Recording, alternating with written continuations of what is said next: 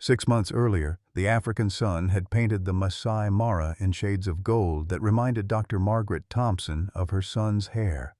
Tommy had been 22 when the roadside bomb took him in Afghanistan, his letters home filled with dreams of studying wildlife after his tour ended. Now, at 68, Maggie found herself living the dream he'd never had the chance to pursue. "Well, I'll be damned if I let these magnificent creatures disappear on my watch," she'd muttered to herself that first morning in December, stepping out of her dusty Land Rover with arthritic knees that protested every movement. The $180,000 from her retirement savings, everything she had left after Tommy's funeral expenses, had seemed like a fortune until she'd seen the reality of conservation work. Generators that broke down weekly, medical supplies that cost triple what they did in Colorado, and a constant battle against poachers who saw dollar signs where she saw souls. Her small research camp consisted of 2 weathered tents, a solar panel array that worked when it felt like it, and a radio that crackled with static more often than voices. The heart medication she'd been prescribed after Tommy's death sat in a small cooler, the pills rattling like dice every time she drove across the rutted Savannah roads. She hadn't told anyone back home about the chest pains that had started 3 months ago. There was too much work to do, too many lives depending on her project. Jake Morrison had arrived like an answer to prayers she hadn't known she was praying. The 35-year-old former Army medic carried himself with the careful precision of someone who'd seen too much, his dark eyes holding the kind of shadows that came from losing friends in places most people couldn't pronounce. His Purple Heart and medical discharge papers had been impressive, but it was the pain in his voice when he'd spoken about his father that convinced her to take him on as a volunteer. "My dad was William Big Bill Morrison," he'd said that first day, his calloused hands steady despite the tremor in his voice. "Maybe you heard of him. Trophy hunter. Killed lions across 3 continents for 30 years. The shame had rolled off him in waves. I'm here because someone needs to balance the scales. Dad always said animals don't have souls, but I've got to believe he was wrong about that too." Jake's PTSD made him jump at sudden noises. Truck backfires, radio static, anything that sounded remotely like gunfire. But around the animals, something in him settled. His medic training proved invaluable when dealing with injured wildlife, and his patience seemed endless when it came to observation and data collection. Marcus Williams had been their local guide and translator, a Maasai man in his 40s whose English carried the musical accent of someone who'd learned it in missionary schools.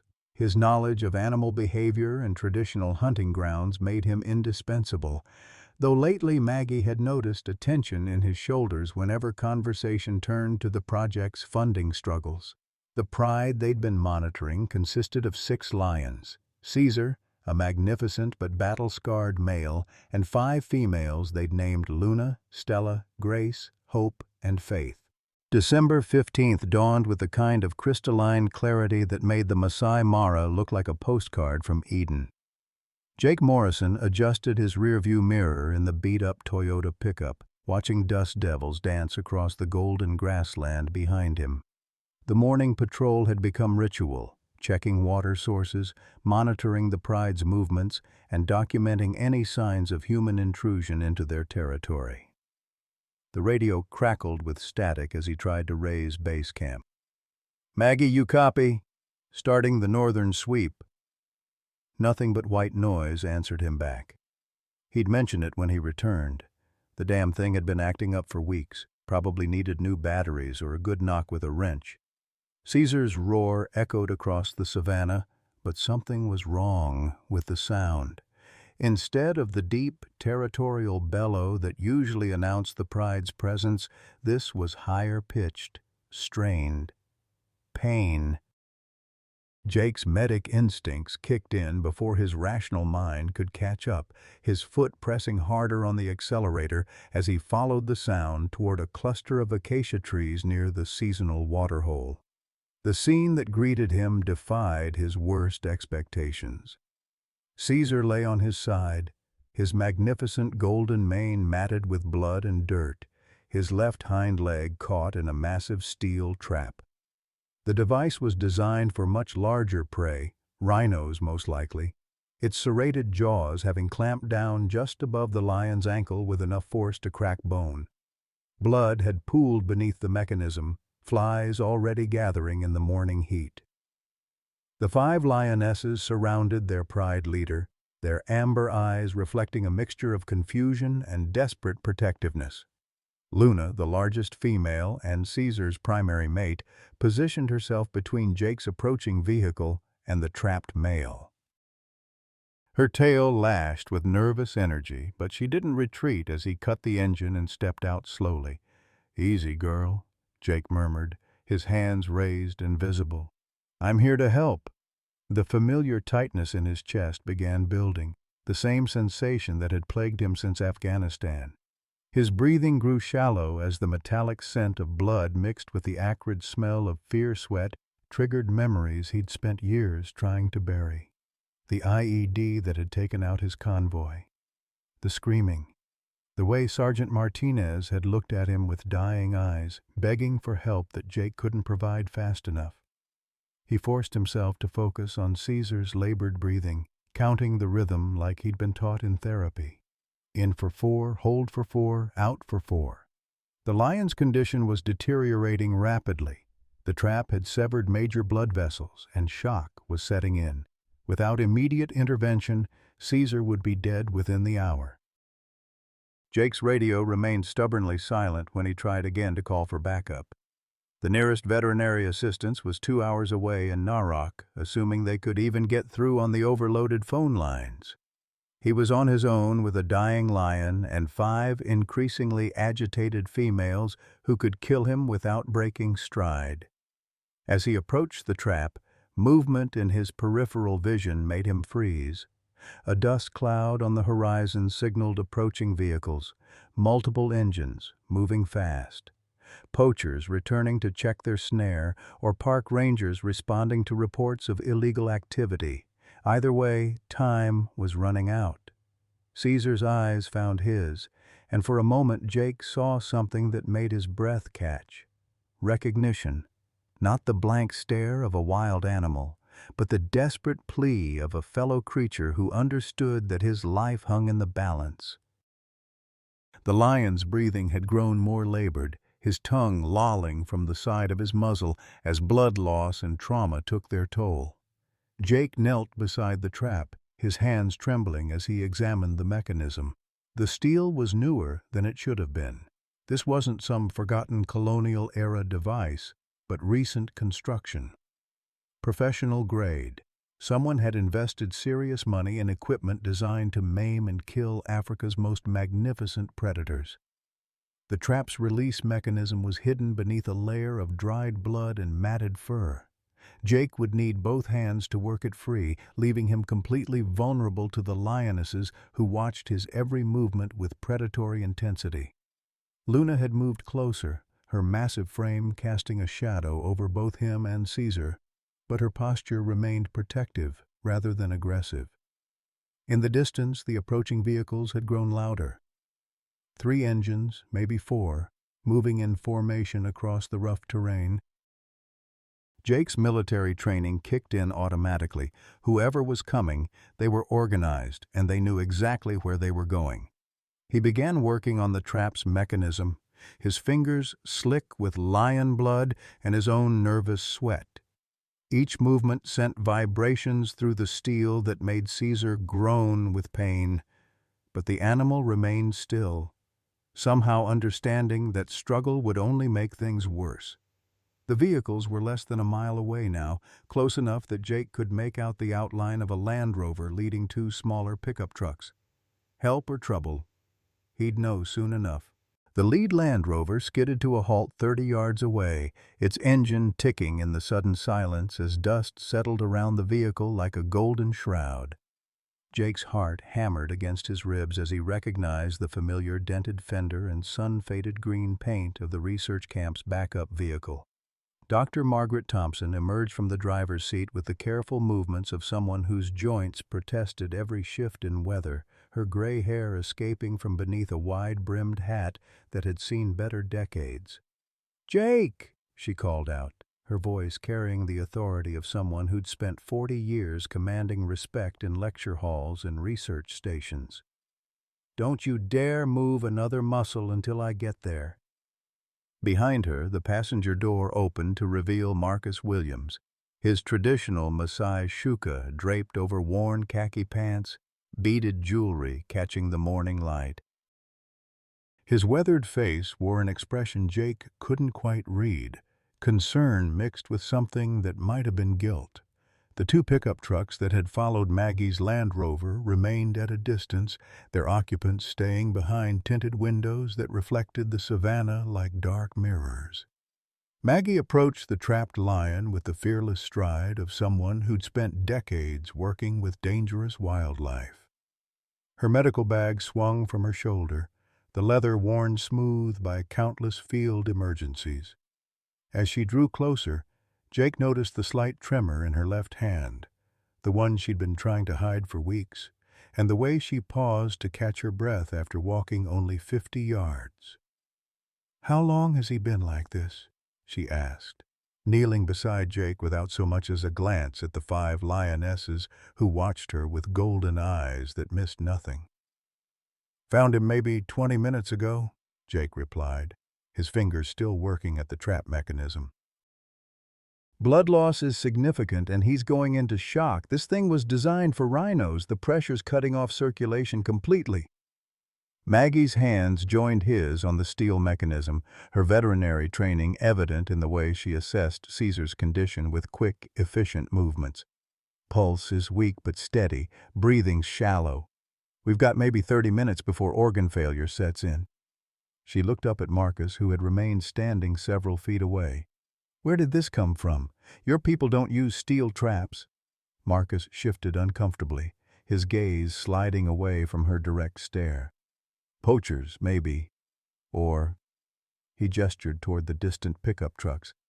"Could be anyone. Too many people want these lions gone." Luna had positioned herself directly beside Maggie, her massive head level with the older woman's shoulder. Instead of showing aggression, the lioness seemed to be studying the human's movements with an intelligence that made Jake's skin prickle. When Maggie reached into her medical bag for antiseptic, Luna leaned closer, her black nose twitching as she processed the unfamiliar scents. "Easy, beautiful," Maggie murmured, her voice carrying the same gentle tone she'd once used with Tommy when he'd scraped his knees as a child. "We're here to help your boy."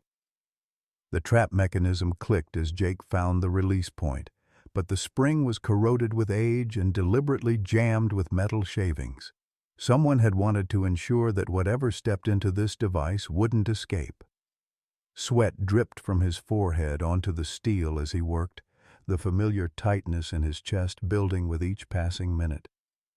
"Talk to me, Jake," Maggie said, recognizing the signs of his approaching panic attack. "Tell me about your father's hunting expeditions." "The details help ground you, remember?" Jake's breath came in short gasps as memories flooded back unbidden. He always said the perfect trap was one the animal couldn't escape from. Used to spend hours modifying store-bought snares, making them more efficient. His voice cracked on the last word. "God, Maggie, what if this is one of his designs? What if I'm trying to save a lion from my own father's handiwork?" Caesar's breathing grew more labored, a wet rattle beginning to creep into each exhale. Maggie quickly prepared a syringe of pain medication, her movements economical despite the arthritis that made her joints burn in the morning heat. "The past doesn't define us, Jake. What we do right now, that's what matters." The trap mechanism suddenly gave way with a metallic shriek that made all 5 lionesses tense for action. Caesar's leg came free in a gush of blood that soaked into the red earth, but the limb hung at an unnatural angle. Compound fracture, severe tissue damage, possible nerve trauma. Even if they saved his life, the lion might never hunt again. Maggie worked quickly to clean and dress the wound while Jake held pressure on the worst of the bleeding. Caesar remained conscious but docile, his amber eyes fixed on Jake's face with an expression that seemed almost grateful. Luna and the other females formed a protective circle around the rescue operation, their tails twitching with nervous energy but their aggression held in check by some instinct Jake couldn't begin to understand. "That's remarkable," Maggie breathed, watching Luna gently lick Caesar's mane while the humans worked. "I've studied pride behavior for 40 years, and I've never seen anything like this level of cooperation with humans. It's as if they understand we're trying to help." Marcus had grown increasingly agitated during the rescue, checking his watch repeatedly and glancing toward the distant pickup trucks. "We should move him to the research station," he said. "Too much exposure out here. Other predators, poachers, tourists with cameras." As if summoned by his words, the sound of approaching helicopters echoed across the savannah. 2 aircraft appeared on the horizon, flying low and fast in military formation. Jake's PTSD spiked at the familiar sound, memories of medevac choppers and enemy fire flooding his nervous system with adrenaline he couldn't use. "Those aren't Park Service birds," Maggie observed, shading her eyes against the sun. "Corporate markings, probably those developers Marcus mentioned last week."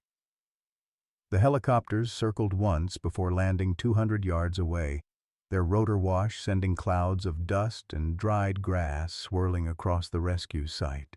Men in expensive safari clothing emerged from the aircraft, followed by others whose bearing screamed private security despite their civilian dress. Caesar was finally stable enough to move, but the approaching strangers had changed everything about their situation. Whatever was happening here went far beyond a simple poaching incident. The months that followed Caesar's rescue unfolded like pages from a fairy tale that Maggie Thompson had stopped believing in decades ago. By January, the magnificent lion's leg had healed into a pronounced but functional limp that somehow made him more distinguished rather than diminished. His pride had adapted to his reduced mobility with a cooperation that challenged everything the scientific literature claimed about lion social structure. Jake found himself drawn to the research station each morning before dawn, watching through binoculars as Caesar led his pride on modified hunting patterns that accommodated his injury. The lion had learned to use strategy over speed, positioning himself to drive prey toward his healthier females, rather than relying on the explosive power that had once made him legendary among the Maasai. More remarkably, the pride had begun following Jake's patrol routes with an intentionality that made the hair on his arms stand up. "It's like they're escorting you," Maggie observed one February morning, watching through the research station's window as Luna waited beside Jake's pickup truck like a patient dog. "I've documented lions recognizing individual humans before, but this level of daily interaction, Jake, this could rewrite textbooks." The behavior had started small, Caesar limping alongside Jake's vehicle for a few hundred yards, before returning to his pride. Within weeks, the entire group had established what could only be described as a routine. Each morning at precisely 7:30, they would position themselves along Jake's patrol route, visible but not intrusive, maintaining a parallel course that kept them within sight of his truck for miles at a time.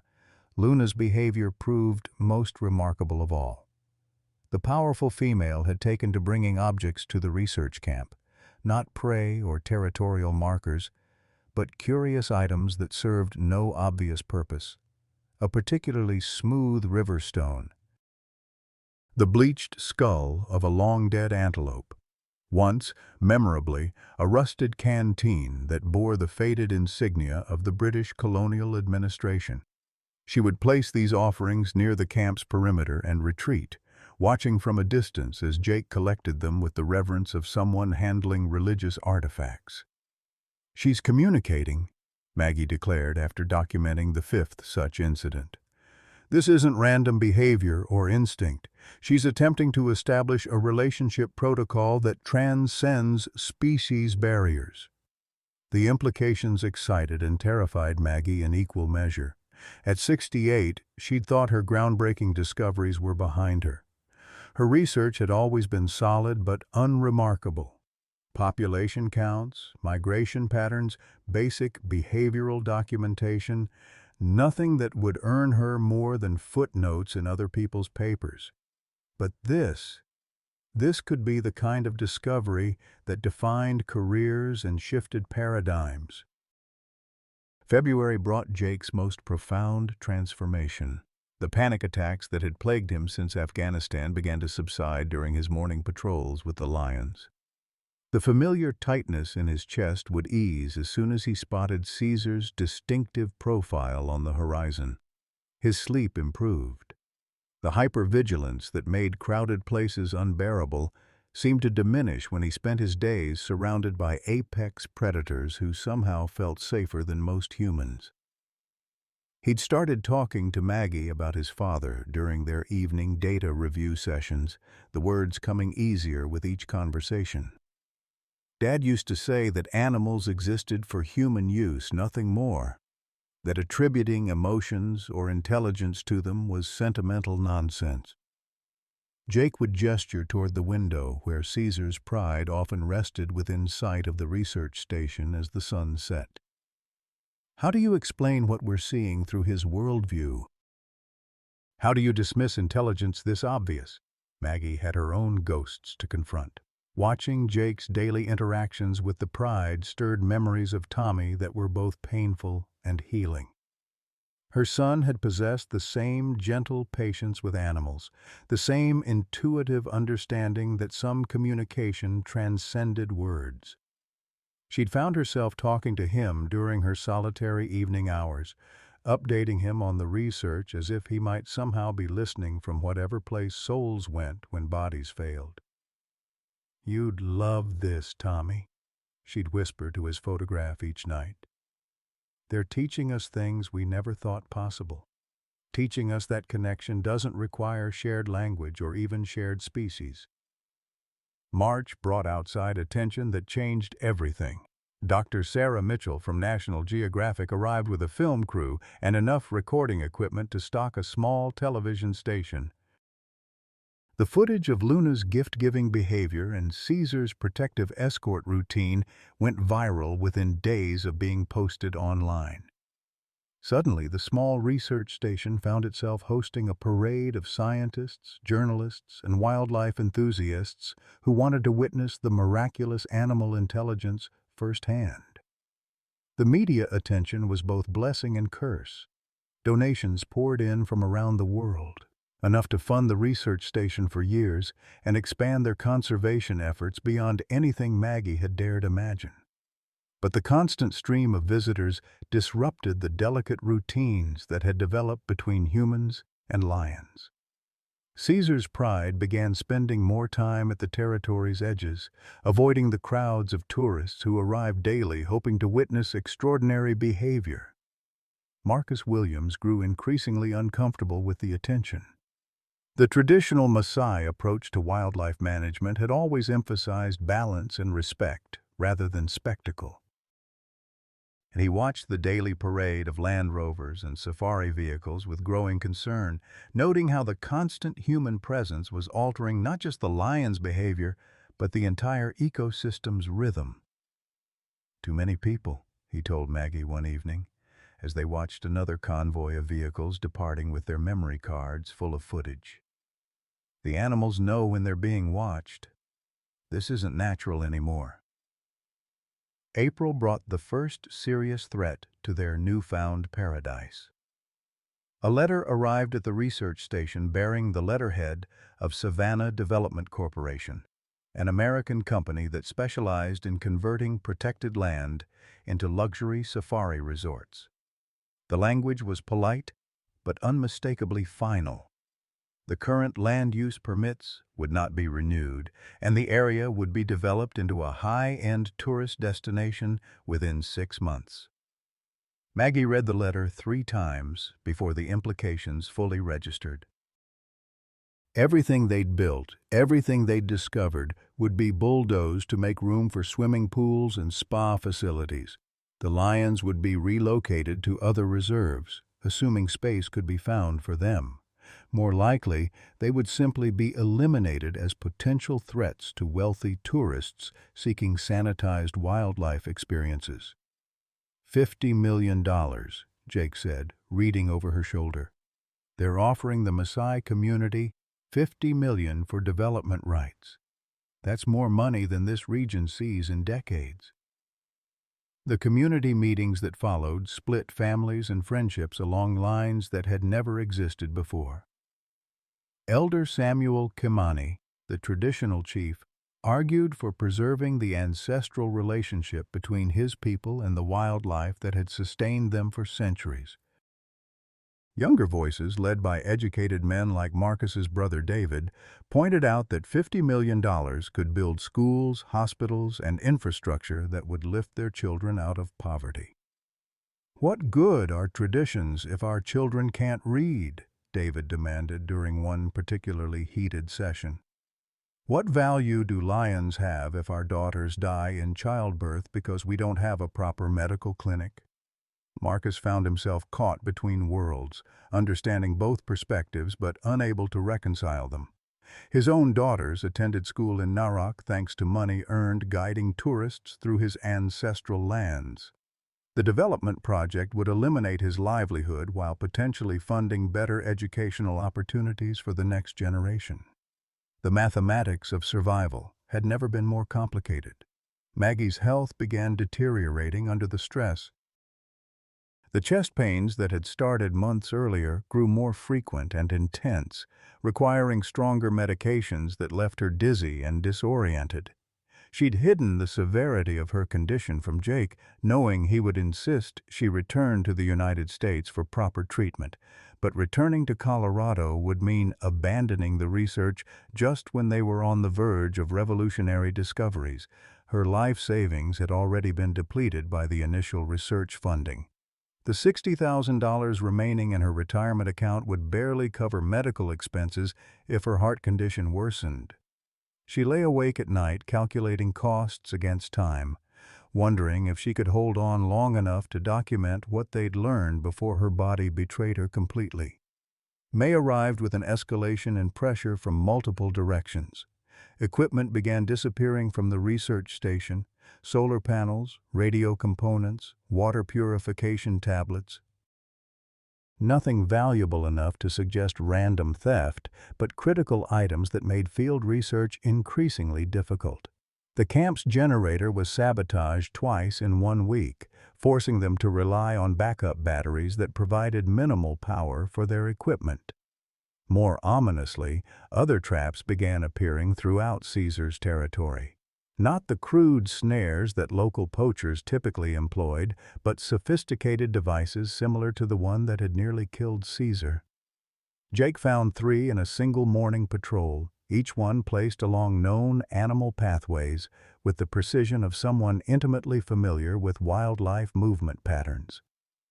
"Someone wants the lions gone before the development deal closes," Jake told Maggie after documenting the latest trap discovery.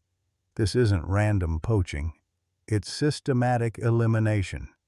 His investigation led to uncomfortable discoveries about Marcus's recent activities. Bank records showed large cash deposits that couldn't be explained by his guiding income. His phone contained messages from numbers traced to Savannah Development Corporation. Most damning, his truck had been spotted near 3 different trap locations by Maasai herders who recognized the distinctive dent in his rear bumper. The confrontation came on a sweltering Tuesday morning when Jake found Marcus removing batteries from their seismic monitoring equipment. The 2 men faced each other across the dismantled sensor array, years of friendship and mutual respect crumbling in the space between accusation and admission. "They threatened my girls," Marcus said finally, his voice barely audible above the morning wind. "Said if the lions weren't gone by the development deadline, accidents might happen. Children walking to school, vehicles with brake problems, wells contaminated by natural causes. His hands shook as he set down the stolen batteries. What would you do, Jake? Let your children die for lions? The revelation shattered Jake's understanding of moral certainty. Marcus wasn't a villain driven by greed, but a father trapped between impossible choices. The American Development Company had weaponized love itself, turning parental instinct into a tool for environmental destruction. That evening, as Jake updated Maggie on his discoveries, Caesar's pride took up their usual position within sight of the research station. Luna sat prominently in the foreground, her amber eyes reflecting the setting sun as she watched the humans who had become such an integral part of her world. She couldn't know that forces beyond her understanding were moving to destroy everything they'd built together. The countdown had begun. 30 days until the development deal finalized and their small paradise was erased forever.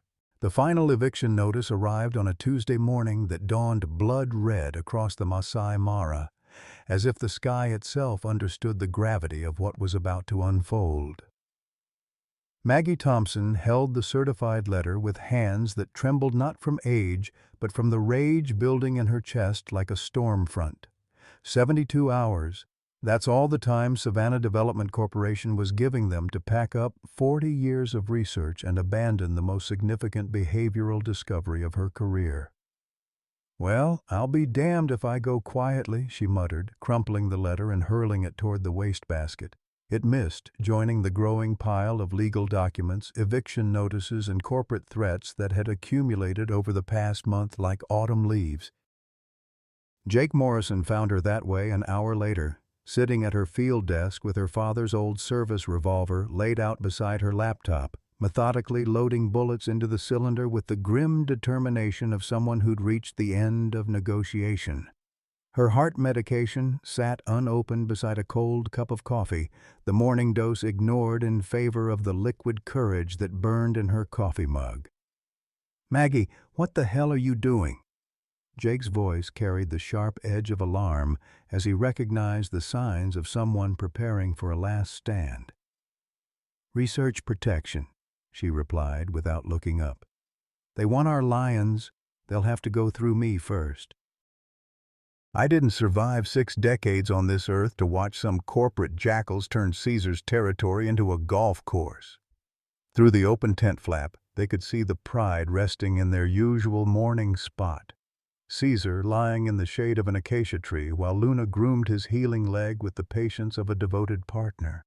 The other females sprawled around them in the relaxed poses of apex predators who feared nothing in their domain. They had no concept of eviction notices or development rights, no understanding that their world was about to be measured, subdivided, and sold to the highest bidder.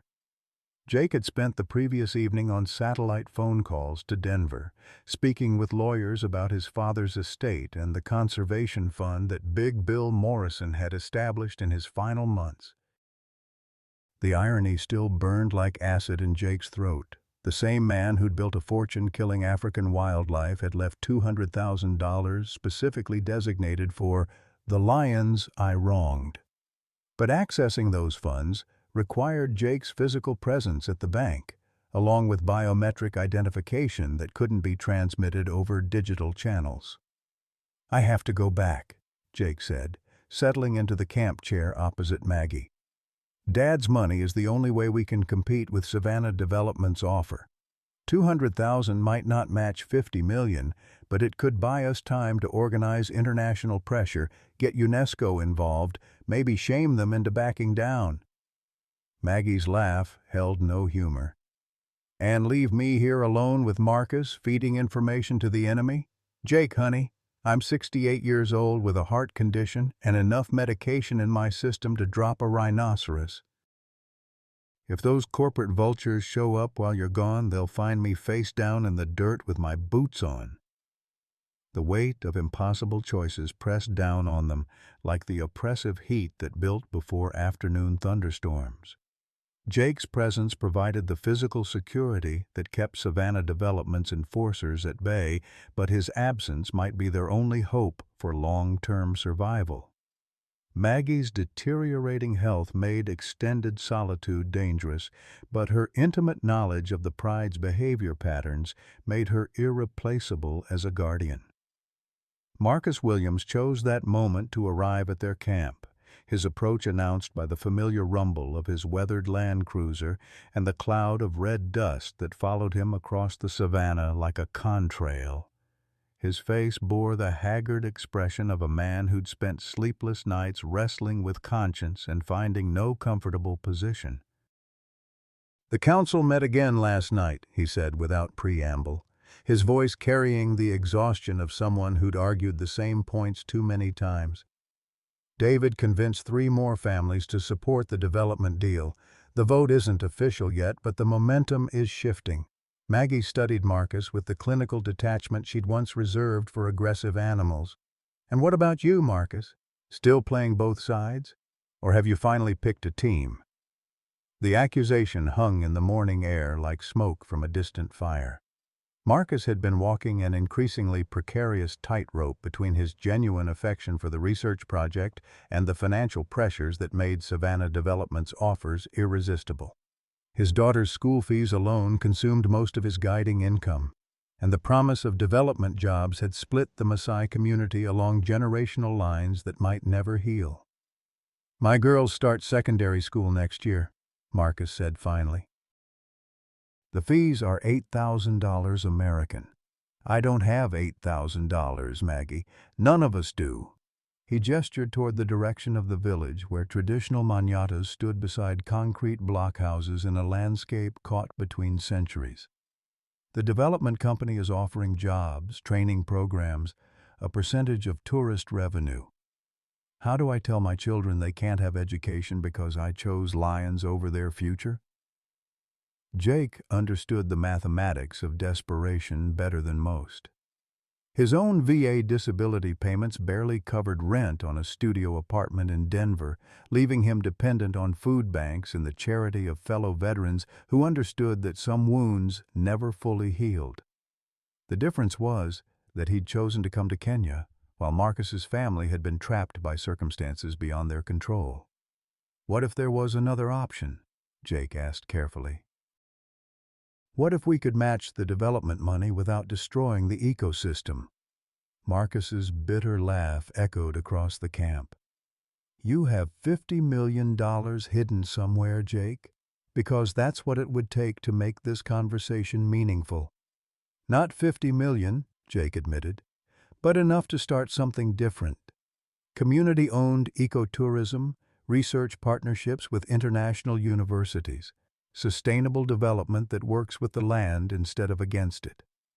He paused, watching Caesar stretch and begin limping toward the waterhole. "My father's conservation fund isn't huge, but it could seed something bigger if we can prove the concept works." Maggie's head snapped up from her weapon maintenance with renewed interest. "How much are we talking about, Jake? And why haven't you mentioned this before?" "Because I wasn't sure I could access it without going back to Denver," Jake replied. "Dad set up a trust with biometric locks and personal appearance requirements. He didn't trust electronic transfers after he got burned by internet scammers a few years back." The old man's paranoia about digital security had seemed eccentric during his lifetime, but it might be their salvation now. The conversation was interrupted by Luna's distinctive contact call, a low rumbling sound that carried across the savannah like distant thunder. All 3 humans turned toward the pride's location, where the lionesses had risen to alert postures with their ears pricked forward and their tails twitching with nervous energy. Caesar had abandoned his leisurely approach to the waterhole and was standing rigidly beside a cluster of whistling thorn bushes, his massive head turned towards something beyond their field of vision. Through binoculars, Jake could make out a convoy of vehicles approaching from the southeast, 3 black SUVs moving in military formation across terrain that would challenge most civilian drivers. The lead vehicle bore the distinctive logo of Savannah Development Corporation, painted in gold letters that caught the morning sun like a banner of conquest. "They're early," Maggie observed, her voice carrying the flat calm that often preceded explosive violence. "Eviction notice said 72 hours. It's only been 18. Marcus had gone pale beneath his weathered features, recognizing what Jake and Maggie couldn't yet see. "Those aren't just company representatives," he said quietly. "The second vehicle is carrying Daniel Coach's security team. Ex-military, all of them. They don't come for conversation." Daniel Coach had earned his reputation during Kenya's border conflicts, where his methods had been effective but rarely appeared in official reports. His transition to corporate security work had maintained the same pragmatic approach to problem-solving. Obstacles were removed efficiently and permanently, with minimal concern for legal niceties or humanitarian considerations. The convoy stopped just outside the research camp's perimeter, engines idling in a way that suggested readiness for rapid departure. 6 men emerged from the vehicles, their movements coordinated and professional despite their civilian clothing. Their leader, a tall man in expensive safari wear, approached with the confident stride of someone accustomed to having doors opened and problems solved through the application of superior resources. "Dr. Thompson," he called out, his American accent carrying the slight nasal tone of East Coast money. "I'm Richard Pemberton, Senior Vice President of African Operations for Savannah Development. I believe you received our notice regarding land use termination." Maggie rose from her chair with the deliberate movements of someone buying time to think. Her service revolver remained on the desk, visible but not threatening in its current position. Jake positioned himself between the corporate delegation and the camp's equipment, while Marcus stood frozen between his role as local guide and his obligations to people who'd trusted him with their secrets. "Mr. Pemberton," Maggie replied, her voice carrying the authority of someone who'd faced down charging elephants and bureaucratic committees with equal composure. "Unless my calendar is broken, we still have 66 hours before your arbitrary deadline expires. This feels an awful lot like trespassing to me." Pemberton's smile held all the warmth of a crocodile eyeing potential prey. "Actually, Dr. Thompson, circumstances have changed since we sent that notice. The Maasai Council voted last night to accept our development proposal. As of this morning, your research permits are void, and your presence here constitutes illegal occupation of private property." The lie was delivered with such smooth confidence that it almost sounded plausible. Marcus's sharp intake of breath confirmed what Jake had already suspected. The vote Pemberton described had never taken place. But legal technicalities mattered less than armed men and corporate lawyers when you were 60 miles from the nearest police station. Caesar's roar echoed across the savannah, a sound that made all 6 corporate security operatives reach instinctively for weapons they wore concealed beneath their designer khaki. The lion had moved closer to the human confrontation, his golden eyes fixed on the strangers who'd invaded his territory with such obvious hostile intent. Behind him, the 5 lionesses had spread into a loose semicircle that any military tactician would recognize as an encirclement formation. "Gentlemen," Maggie said, her hand moving casually toward the service revolver on her desk, "I think you'd better leave. My friends here don't much care for uninvited guests." The morning sun climbed higher as tension crystallized around the research camp like humidity before a storm. Richard Pemberton's security team had fanned out in a professional formation that spoke of military training and corporate budgets substantial enough to hire the kind of men who didn't appear on official payrolls. Their leader, Daniel Coach, stood with the relaxed posture of someone who'd resolved similar situations through the simple application of overwhelming force. "Dr. Thompson," Pemberton continued, his voice maintaining its corporate smoothness despite the sweat beginning to bead on his forehead. You're making this more difficult than it needs to be. We're prepared to offer you safe passage back to Nairobi, along with reasonable compensation for your equipment losses." Maggie's laugh held the bitter edge of someone who'd buried her only child and discovered that very little else could frighten her. "Equipment losses?" "Son, this isn't equipment we're talking about. This is 40 years of research data, behavioral documentation that could revolutionize our understanding of interspecies communication." Her hand rested casually on the service revolver's grip. "And those aren't just lions out there. They're individuals with names, personalities, relationships. You might as well ask me to abandon family." Jake Morrison felt the familiar tightness building in his chest as the security team's positions reminded him of convoy formations in Afghanistan. The way they moved, the way they communicated through subtle hand signals, the way their eyes constantly scanned for threats. These were men who'd killed before and would do so again if circumstances required it. His PTSD symptoms flared as the metallic taste of adrenaline flooded his mouth. Caesar had moved within 50 yards of the confrontation, close enough that his scarred features were clearly visible through the morning haze. The magnificent lion's limp was more pronounced when he walked slowly, each step a reminder of the steel trap that had nearly ended his life 6 months earlier. Behind him, Luna and the other females maintained their loose formation, their amber eyes fixed on the armed strangers with the kind of focused intensity that preceded violence. "Your lions are beautiful animals," Pemberton acknowledged, pulling out a satellite phone with the casual gesture of someone accustomed to solving problems through superior technology. "Which is why Savannah Development has already arranged for their relocation to Samburu National Reserve. Professional wildlife management, proper veterinary care, adequate space for their needs." "Samburu?" Marcus Williams spoke for the first time since the corporate delegation had arrived, his voice carrying the shock of someone who understood the implications better than the Americans. "That reserve is already at capacity. They've been culling lions for the past 2 years because of overpopulation and human-wildlife conflict." Pemberton's facade of reasonable cooperation slipped for just a moment, revealing the cold calculation beneath. "Mr. Williams, I believe your daughters attend St. Catherine's Academy in Narok. Excellent school. We understand the tuition burden can be quite challenging for families in your circumstances." The threat hung in the African air like the scent of smoke from a distant fire.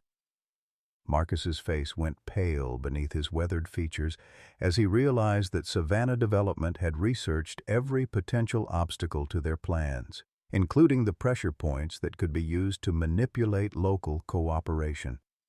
His daughter's education, their safety, their future, all had become bargaining chips in a game whose rules he'd never agreed to play.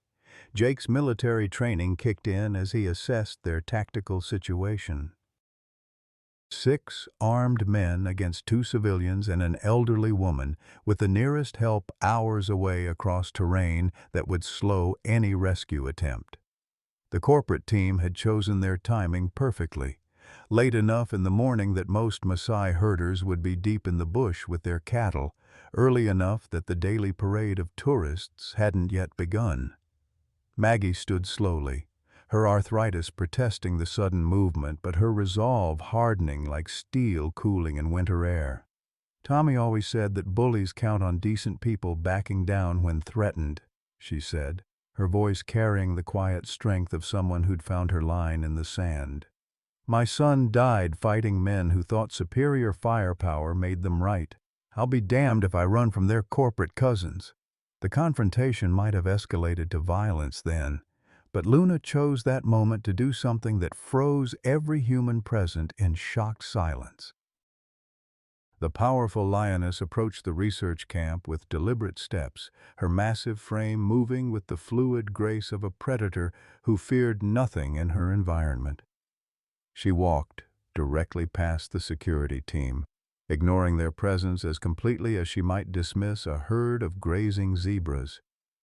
At Maggie's feet, Luna sat down with the patient dignity of a loyal dog.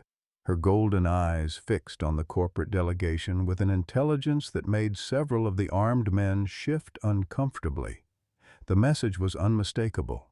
The Lioness had chosen her side in this conflict, and it wasn't with the intruders who threatened her human allies. "Jesus Christ," one of the security operatives muttered, his hand moving toward the concealed weapon beneath his safari jacket. "That thing could take someone's head off with one swipe." Daniel Koch raised his hand in a gesture that stopped his man's movement. The security chief had worked in enough conflict zones to recognize when a situation was spiraling beyond predictable parameters. Lions weren't supposed to take sides in human disputes. They weren't supposed to demonstrate tactical thinking or emotional allegiance. The behavioral science textbooks his corporate employers relied on didn't account for apex predators who acted like sworn allies. Caesar's roar echoed across the savannah, a sound that seemed to shake the very air around the research camp. The lion had moved closer still, now standing barely 30 yards from the confrontation with his head raised in the classic pose of a territorial male defending his domain. The scarred patterns on his golden coat told the story of decades of battles fought and won, of challenges met with courage that transcended species. "We need to reassess," Koch murmured to Pemberton, his voice carrying the professional caution of someone who'd learned to recognize when overwhelming force might not be enough. "These animals aren't behaving according to standard wildlife management protocols. If they're genuinely protecting the humans, this could turn into a bloodbath." But Pemberton had spent too many years climbing corporate ladders to back down from elderly scientists and their exotic pets. The $50 million development deal represented the kind of success that could secure his position for decades. While failure would mean explaining to shareholders why a handful of academics and their lions had derailed a project months in the planning. "Dr. Thompson," he said, his voice taking on the hard edge that had intimidated countless boardrooms, "you have exactly 10 minutes to pack your essential belongings and accompany us to Nairobi. After that, this becomes a matter for Kenyan wildlife authorities to resolve through whatever means they deem necessary." Maggie's response was to check the cylinder of her service revolver with the practiced movements of someone who'd grown up on a ranch where firearms were tools rather than symbols. "Son, I've been ready to meet my maker since the day they buried my boy. You want this land, you're welcome to try taking it, but understand that every step you take toward those lions puts you in mortal danger, and every threat you make against my friends here moves you closer to discovering what an old woman with nothing left to lose is capable of." The stalemate stretched taut as a piano wire, with armed men facing protective lions and an elderly scientist whose determination had hardened into something approaching fanaticism. Jake Morrison found himself caught between his desire to protect Maggie and his recognition that violence would solve nothing. Savannah Development had lawyers, politicians, and corporate resources that could outlast any physical resistance. In the distance, dust clouds announced the approach of more vehicles, though whether they carried reinforcements for the corporate team or unexpected allies remained to be seen. The morning heat was building toward the kind of oppressive intensity that made rational thought difficult and tempers explosive. Caesar took another step closer to the human confrontation, his massive paws silent on the red earth despite his size.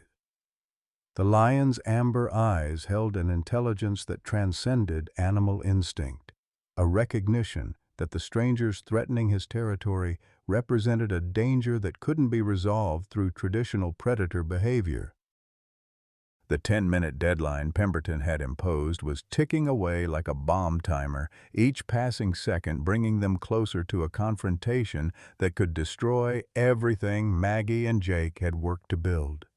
But surrender would mean abandoning the most significant behavioral research of the century, along with the lions who'd come to trust humans enough to risk their own lives in defense of interspecies friendship. The dust clouds on the horizon resolved into a convoy of vehicles that made Jake Morrison's heart sink with recognition. 3 more black SUVs bearing Savannah Development logos, followed by a Kenyan Wildlife Service truck and what appeared to be a mobile veterinary unit. Pemberton's 10-minute ultimatum hadn't been a bluff. He'd come prepared to resolve the situation through whatever means proved necessary, including the tranquilization and forced relocation of Caesar's entire pride. Reinforcements, Daniel Koech observed with professional satisfaction, speaking into a handheld radio in rapid Swahili. The security chief's tension had visibly decreased as the odds shifted decisively in his favor. Dr. Thompson, this is your final opportunity to leave voluntarily. In approximately 5 minutes, this becomes a wildlife management operation conducted under the authority of the Kenyan government. Maggie Thompson felt her heart flutter with an irregular rhythm that had nothing to do with her medication schedule. The chest pains that had plagued her for months were building into something that felt like a vice tightening around her rib cage, but she refused to show weakness while Caesar and his pride remained in danger. "Government authority, my foot," she gasped, leaning heavily against her field desk. "You corporate vultures bought yourselves some paperwork and think that makes this legal." Luna had remained seated beside Maggie throughout the escalating confrontation, her massive frame radiating the kind of protective calm that predators displayed when guarding their young. As the veterinary vehicle drew closer, the Lioness rose with fluid grace and moved to position herself directly between the approaching trucks and the research camp. Her behavior was deliberate, tactical, and utterly unprecedented in documented lion research. Jake's PTSD symptoms spiked as the convoy vehicles surrounded their position in a formation that reminded him of hostile checkpoints in Afghanistan. The familiar taste of copper flooded his mouth as his nervous system flooded with adrenaline that had nowhere useful to go. His hands began to shake with the involuntary tremors that had plagued him since his medical discharge, making it difficult to maintain the facade of calm competence that had gotten him through 6 months of field research. "Marcus," Jake said quietly, hoping his voice wouldn't betray the panic building in his chest. "Your daughters. Are they safe? Can you get them somewhere Pemberton's people can't reach them?" Marcus Williams had been silent since Pemberton's veiled threat about St. Catherine's Academy, his weathered face reflecting the internal struggle between family loyalty and moral conscience. "They're at school," he replied, his voice barely audible above the approaching engine noise, 2 hours away by road, but Coach's people, they have contacts everywhere, police, military, government officials. If they want to reach my girls." The approaching veterinary team began unloading equipment that Jake recognized from his medical training. Dart guns loaded with immobilizing drugs, portable cages sized for large predators, and the kind of heavy machinery used for loading unconscious animals onto transport vehicles. The efficient movements of the KWS officers suggested this wasn't their first forced relocation, and their casual attitude toward the lions indicated they viewed Caesar's pride as just another wildlife management problem to be solved through superior technology. Caesar had joined Luna in her protective position, his scarred features reflecting the kind of territorial determination that had kept him alive through decades of savannah politics. The lion's limp was barely noticeable when he stood still, his massive frame and battle-tested presence commanding respect even from armed humans. Behind them, the other 4 lionesses had spread into a loose defensive formation that would have made any military tactician proud. "This is fascinating behavior," one of the newly arrived scientists observed, raising a camera to document the pride's protective response. "I've never seen lions demonstrate this level of coordinated defensive strategy in response to human threats. Dr. Thompson, your research data could be invaluable for understanding predator intelligence." "My research data," Maggie replied with bitter humor, "is about to be buried under luxury resort foundations." "Unless you're planning to fund a new facility, your fascination won't help Caesar and his family survive the next hour."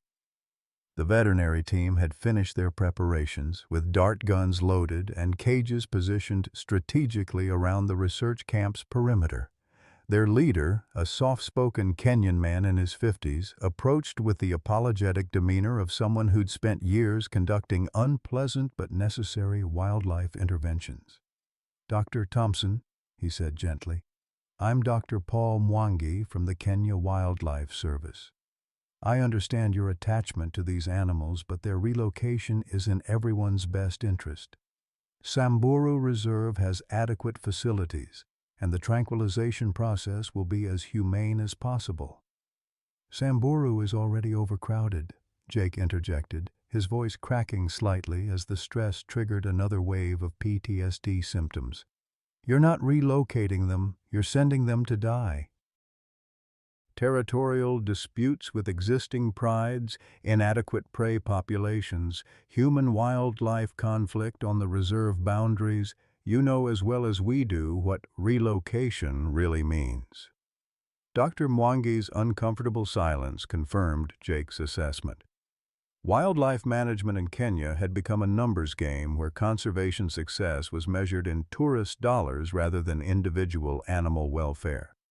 Caesar's pride represented 6 potentially dangerous predators whose removal would simplify development plans while providing convenient cover for what amounted to state-sanctioned elimination. Luna chose that moment to do something that froze every human present in shocked disbelief.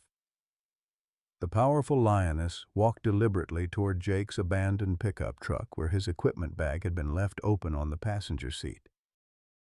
With careful precision, she gripped something in her teeth and returned to the research camp, where she dropped the object at Maggie's feet with the ceremonial gravity of a medieval knight presenting tribute to his sovereign. The object was Jake's missing radio, the same device that had been sabotaged weeks earlier and presumed lost during one of Marcus's covert meetings with Savannah development representatives. But Luna hadn't simply retrieved it randomly. The radio's frequency dial had been turned to the emergency channel used by international wildlife conservation organizations, and its power switch had been moved to the on position. "That's impossible," Dr. Mwangi breathed, staring at the radio as if it might explode. "Lions don't understand human technology. They can't manipulate complex mechanisms or comprehend the function of communication devices." "Tell that to Luna," Maggie replied, her voice filled with wonder despite the pain still gripping her chest.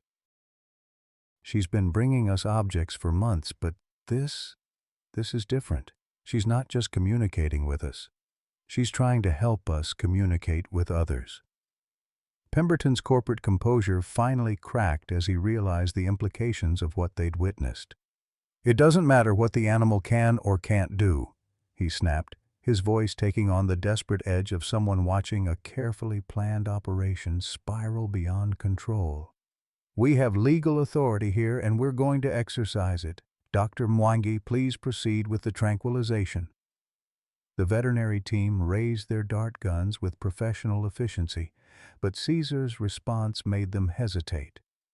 The massive lion moved to stand directly over the radio Luna had retrieved, his scarred features reflecting an intelligence that transcended anything documented in behavioral science literature. He wasn't simply protecting territory or demonstrating dominance. He was making a conscious choice to defend a piece of human technology that represented hope for continued cooperation between species. Jake's military training kicked in as he recognized the tactical situation developing around them.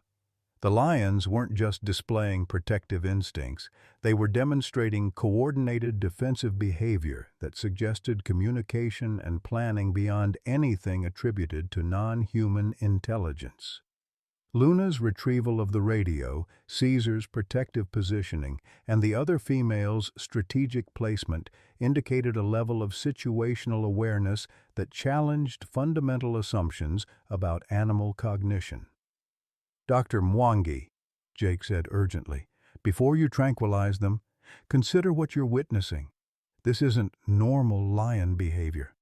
This is unprecedented interspecies cooperation that could revolutionize our understanding of animal intelligence." Are you really going to destroy something this significant for a real estate development? The veterinary team leader lowered his dart gun slightly, torn between his official responsibilities and his scientific training. The behavior is remarkable, he admitted, but my orders are clear. These animals pose a potential threat to human safety, and their relocation has been authorized at the highest levels of government. Maggie attempted to stand but stumbled as another wave of chest pain doubled her over.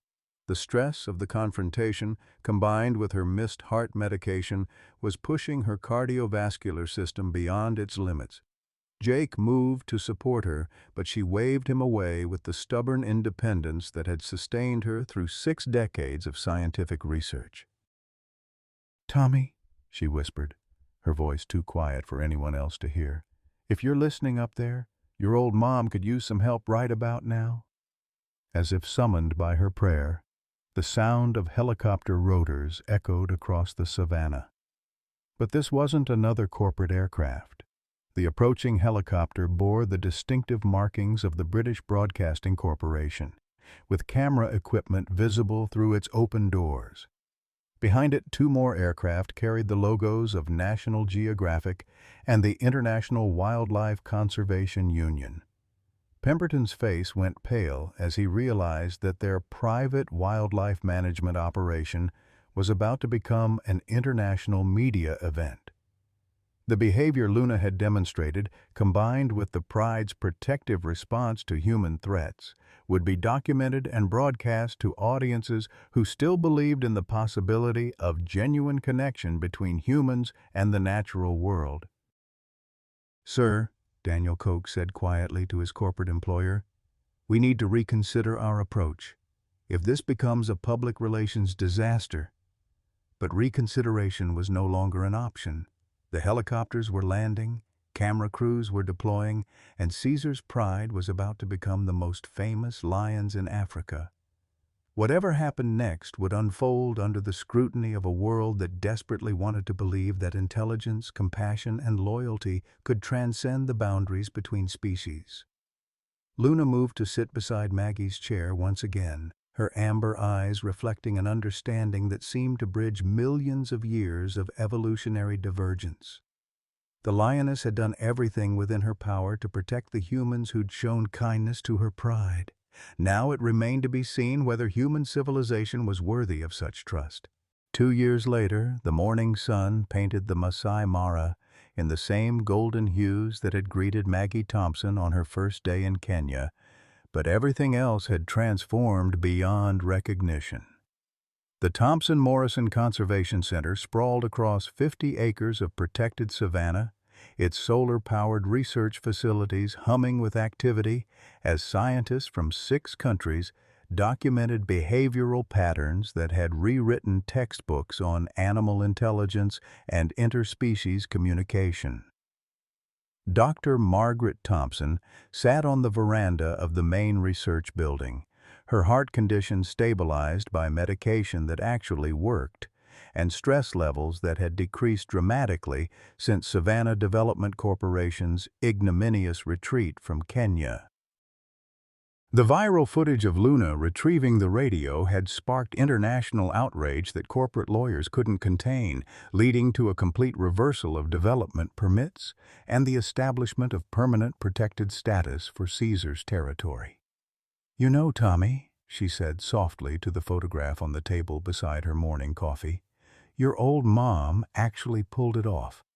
These magnificent creatures are safe, and we're learning things about animal consciousness that would have seemed like science fiction 5 years ago."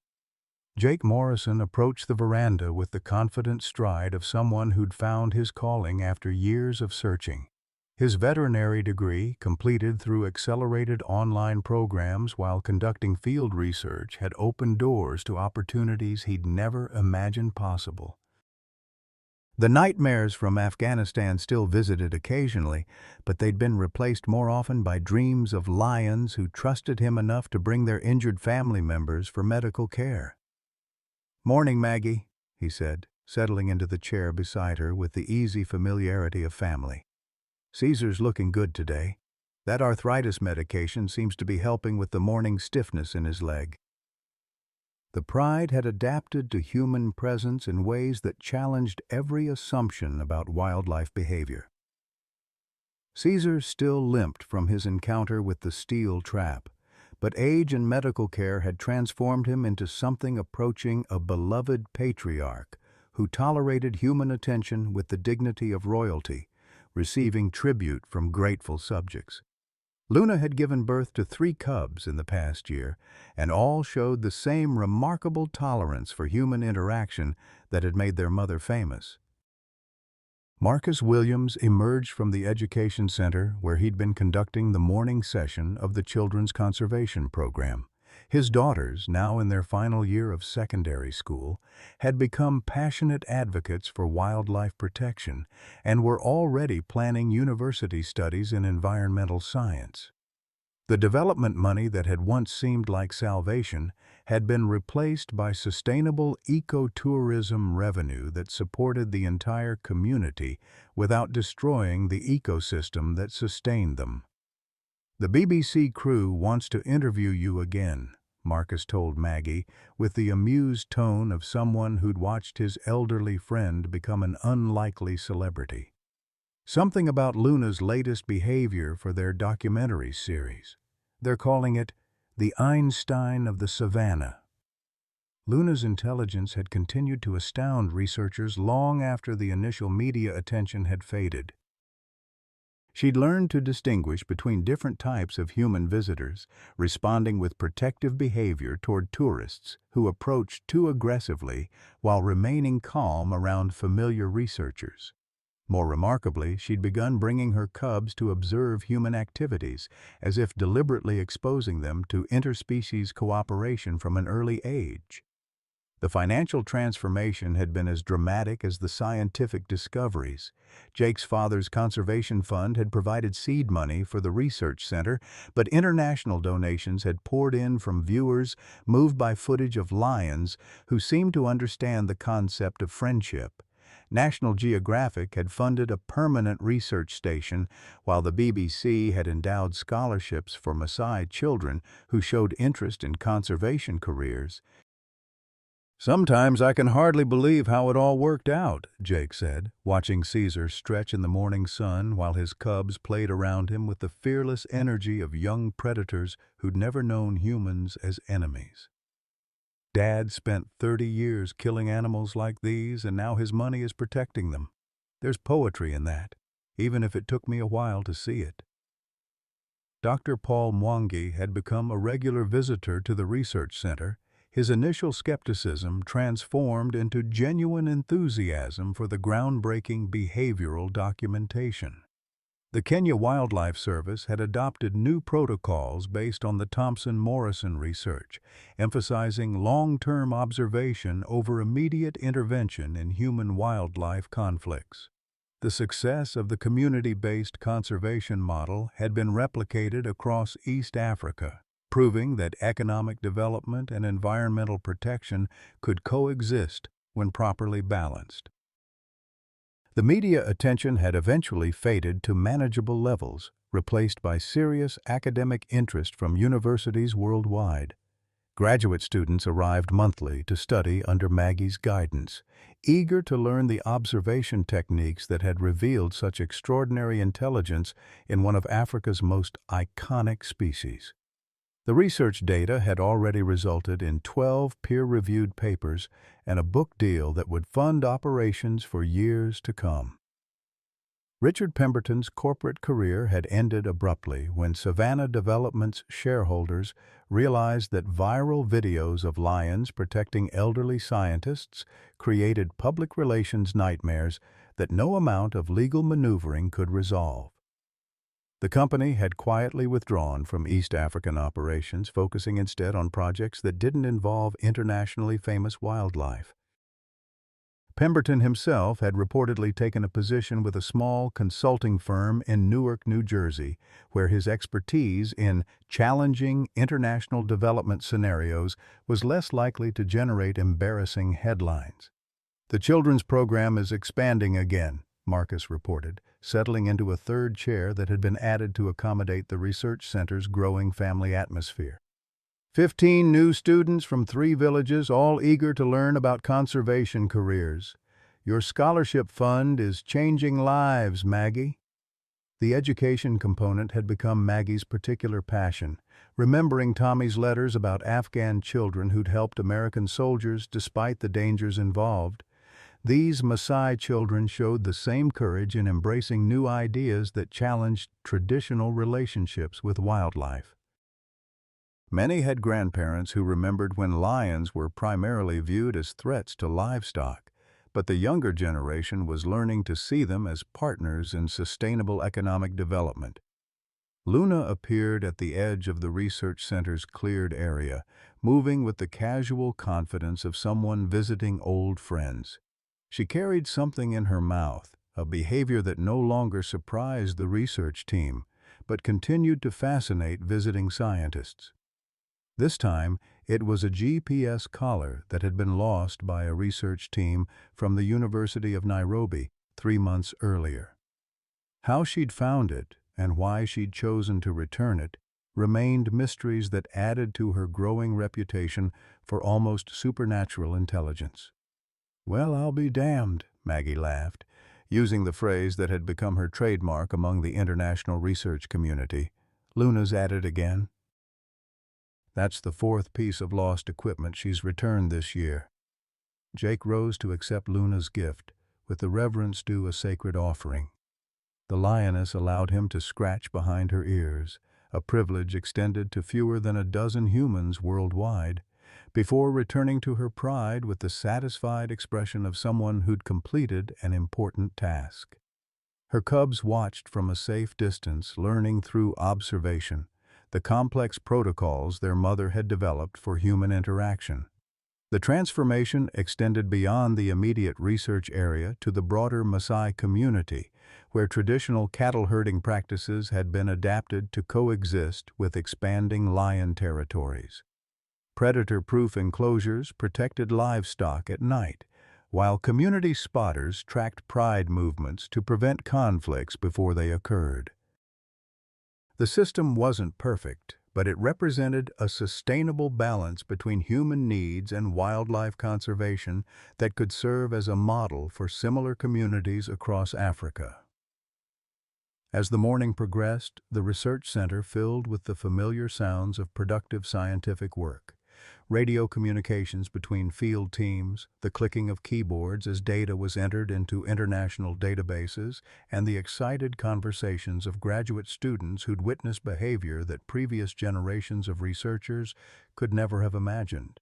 But underneath it all was a deeper sense of accomplishment that transcended academic recognition or financial success. "You know what I think about sometimes?" Maggie said as Caesar's pride settled into their favorite resting spot within sight of the human activity. "Tommy used to say that the best way to honor the dead was to live so fully that their sacrifice meant something. I think we've done that here. We've created something beautiful from something terrible, and these lions are living proof that different species can choose cooperation over conflict." Jake nodded, understanding that Maggie was talking about more than just lion behavior. His father's legacy had been transformed from one of destruction to one of protection, while her son's death had led to discoveries that gave new meaning to concepts of intelligence, loyalty, and love that crossed the boundaries between species. As the afternoon heat built toward its daily crescendo, Caesar rose and began his characteristic limping walk toward the waterhole, followed by his pride in the relaxed formation of predators who feared nothing in their protected territory. Luna paused at the halfway point to look back at the humans who'd become such an integral part of her world, her amber eyes reflecting an intelligence that science was still struggling to understand. The radio on Maggie's table crackled with a message from the perimeter team. Another pride had been spotted near the southern boundary, possibly seeking territory where they could establish the same kind of human-lion cooperation that had made Caesar's family famous. The work was far from over, but the foundation had been laid for a future where such cooperation might become normal rather than miraculous. "Well," Maggie said, reaching for the radio to coordinate the response, "looks like Luna's going to have some explaining to do to the new neighbors." Sometimes the most profound healing comes when we least expect it. At 68, Dr. Margaret Thompson thought her meaningful years were behind her. Her beloved son Tommy lost to war, her retirement savings exhausted, her heart literally failing. Yet in the golden grasslands of Kenya, she discovered that love doesn't diminish with age. It transforms. When she chose to spend her final resources protecting Caesar and his pride, she wasn't just saving lions. She was reclaiming purpose that made every sunrise worth witnessing again. Jake Morrison carried his father's guilt like shrapnel in his soul, believing some wounds never heal. But Luna's extraordinary act of bringing him that radio proved that even the deepest family shame can become the foundation for redemption. His father's blood money, earned through decades of killing magnificent creatures, became the seed funding that saved them instead. This isn't just a story about remarkable animals. It's about discovering that our most significant chapters often begin when society suggests they should end. Maggie and Jake found family in the wilderness, purpose in protection, and proof that genuine connection transcends every boundary we construct. Their legacy lives in cubs who will never fear humans, in Maasai children who see conservation as their calling, and in the revolutionary understanding that love, real love, speaks every language. What dreams have you postponed because you thought you were too old to start something meaningful? Have you ever found unexpected family in the most unlikely places? Please share your stories in the comments below. Your journey of rediscovering purpose might inspire someone else to take that brave first step.